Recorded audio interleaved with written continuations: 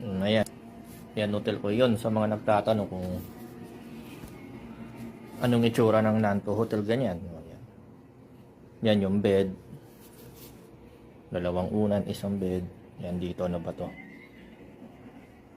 Magaganito daw kami pagkatapos ng 7 days is antigen self-test to eh.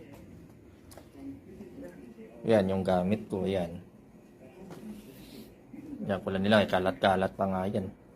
Dito, damit. Yan.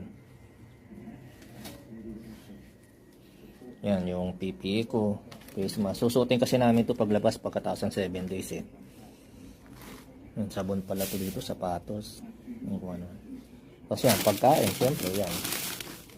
Yan, syempre, pag minsan kasi kulang yung pagkain eh, lalo na yung dinner, 5. O minsan nagugutom pa ako pag mga alas 9 o ano pa oras. Alas 9, alas 10 yan.